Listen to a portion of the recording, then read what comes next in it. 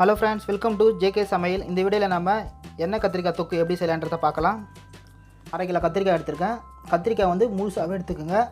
அந்த முழுசா எடுத்துற கத்திரிக்காய் வந்து 4 ஷேப்பா வர அளவுக்கு துண்டு துண்டா இந்த மாதிரி 4 பக்கமா துண்டு போட்டுருங்க. அடுத்து தக்காளி 3 வெங்காயம், கொஞ்சம் கருவேப்பிலை, கொஞ்சம் கொத்தமல்லி, ஒரு முழு பூண்டு, நெல்லிக்காய் அளவுக்கு புளி கரைசல்,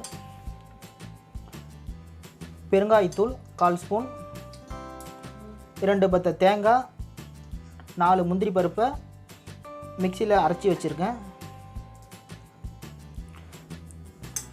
கொஞ்சம் கடுகு உளுத்தம் பருப்பு, கொஞ்சம் சோம்பு, கொஞ்சம் வெந்தயம். ஆயில் பார்த்திங்கன்னா 50 ml, சீரகத்தூள் 1/4 ஸ்பூன், மிளகுத்தூள் 1/4 ஸ்பூன், மஞ்சள் தூள் 1/4 spoon, chilli powder 1 table spoon, குழம்பு மிளகாய்த்தூள் 2 டேபிள் ஸ்பூன், சால்ட்டு தேவைக்கேற்ப. இந்த பொருட்கள் எல்லாம் தாங்க நம்ம எண்ணெய் கத்திரிக்காய் தொக்கு செய்கிறதுக்கு தேவையான பொருட்கள். இப்போ எண்ணெய் கத்திரிக்காய் தொக்கு எப்படி செய்யலான்றதை பார்த்துடலாம். இப்போது நம்ம பேனில் நம்ம எடுத்து வச்சுருக்க ஆயிலில் வந்து கொஞ்சமாக ஆயில் சேர்த்துட்டு நம்ம தண்ணியில் போட்டு கட் பண்ணி வச்சுருக்க கத்திரிக்காயை வந்து வதக்கி எடுத்துக்கலாம்.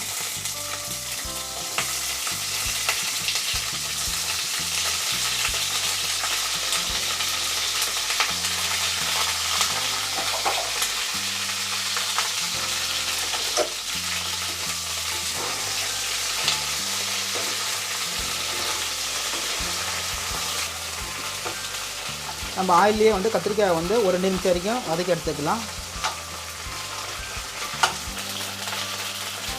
இப்போ நடுவில் நம்ம ஒரு 1/4 ஸ்பூன் சால்ட் சேர்த்துட்டு கலரி விட்டு வதக்கி எடுத்துக்கலாம்.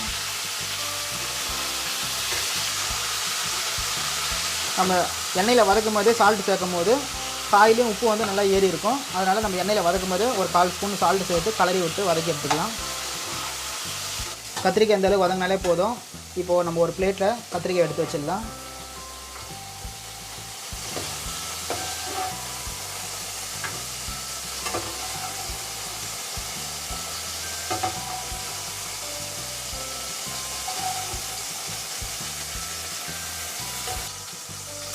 இப்போ நம்ம கத்திரிக்காய் வதக்கி எடுத்த அதே பாத்திரத்திலேயே நம்ம மிச்சம் வச்சுருக்க ஆயிலையும் சேர்த்துடலாம்.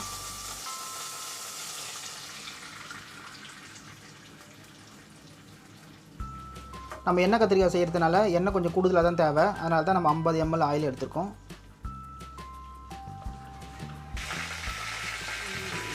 இப்போ ஆயில் சூடான பிறகு நம்ம எடுத்து வச்சுருக்க இந்த கடுகு உளுத்தம் பருப்பு, சோம்பு, வெந்தயம் எல்லாத்தையும் சேர்த்துடலாம்.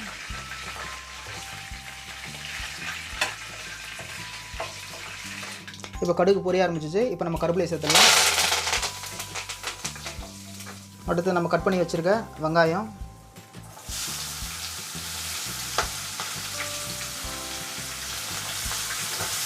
வெங்காயம் வந்து கொஞ்சம் கலர் மாறுற வரைக்கும் வதங்கிட்டோம். வெங்காயம் வந்து இந்த அளவு கலர் மாறினா போதும். அடுத்தது நம்ம எடுத்து வச்சுருக்க முழு பூண்டை வந்து நசுக்கி போட்டுக்கோங்க. குழம்புல போடும்போது நசுக்கி போட்டிங்கன்னா குழம்புல சேரும் போது அந்த பூண்டோட வாசனை வந்து நல்லாயிருக்கும். அதனால் நசுக்கி போட்டுருங்க.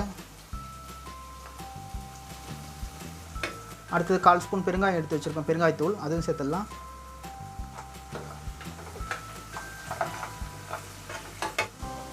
பூண்டு போட்டு கலரி விட்ட பிறகு நம்ம கட் பண்ணி வச்சுருக்க 3 தக்காளியும் சேர்த்துடலாம். இப்போ தக்காளியும் வந்து கலரி விட்டுடலாம்.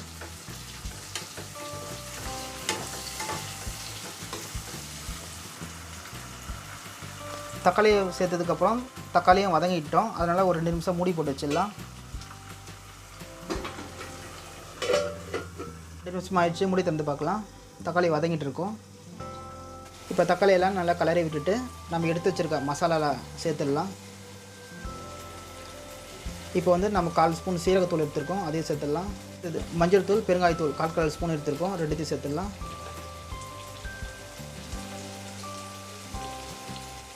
அடுத்து குழம்பு மிளகாய்த்தூள் 2 டேபிள் ஸ்பூன் எடுத்துருக்கோம், அதையும் சேர்த்துடலாம்.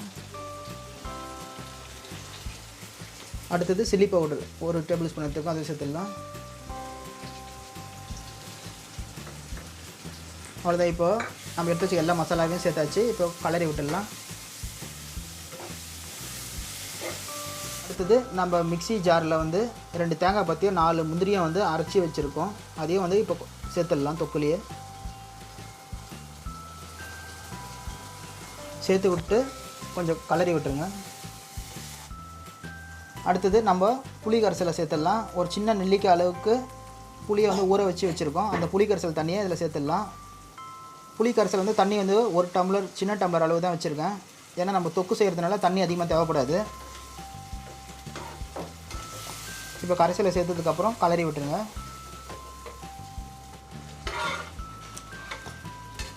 அடுத்தது நம்ம எண்ணெயில் வதக்கி வச்சுருக்க கத்திரிக்காவை தொக்குலேயே சேர்த்துடலாம்.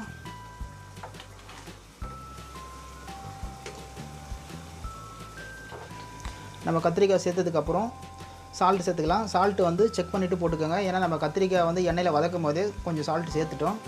அதனால் சால்ட்டு வந்து தேவைக்கான அளவுக்கு செக் பண்ணிவிட்டு போட்டுக்கோங்க.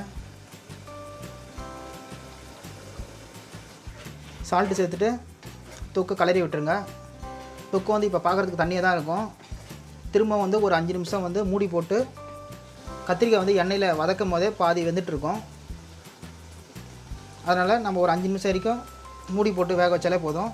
எண்ணெய் கத்திரிக்காய் தொக்கு ரெடி ஆகிடும். இப்போ மூடி போட்டு வச்சிடலாம்.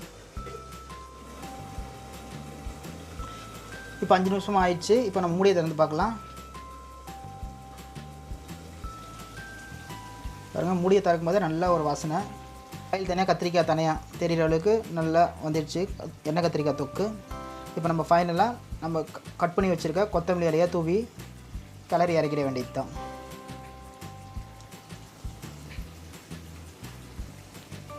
அவ்வளோதாங்க, நம்மளுடைய சுவையான எண்ணெய் கத்திரிக்காய் தொக்கு ரெடி ஆயிடுச்சு. இந்த எண்ணெய் கத்திரிக்காய் தொக்கு வந்து சுட சுட சாப்பாட்டுக்கு, இட்லிக்கு, தோசைக்கு, சப்பாத்திக்கு இதுக்கெல்லாம் வந்து ரொம்ப சூப்பராக இருக்கும். இப்போ ரெஸ்டாரண்ட் ஸ்டைலில் செய்கிற எண்ணெய் கத்திரிக்காய் தொக்கு ரெடி ஆகிடுச்சு. இந்த வீடியோ பிடிச்சிருந்தா இந்த வீடியோ லைக் பண்ணுங்கள், ஷேர் பண்ணுங்கள். நம்ம ஜேகே சமையல் சேனலை இது வரைக்கும் நீங்கள் சப்ஸ்கிரைப் பண்ணலாம், மறக்காமல் சப்ஸ்கிரைப் பண்ணிக்கோங்க. அப்படியே கூடவே பக்கத்தில் இருக்கிற பெல் பட்டனையும் ப்ரெஸ் பண்ணிங்கன்னா புத்தம்புது வீடியோக்கள் உடனுக்குடன் உங்களுக்கு நோட்டிஃபிகேஷன் வந்து கொண்டே இருக்கும். மீண்டும் அடுத்த ஒரு வீடியோவில் சந்திப்போம். தேங்க்ஸ் ஃபார் வாட்சிங்.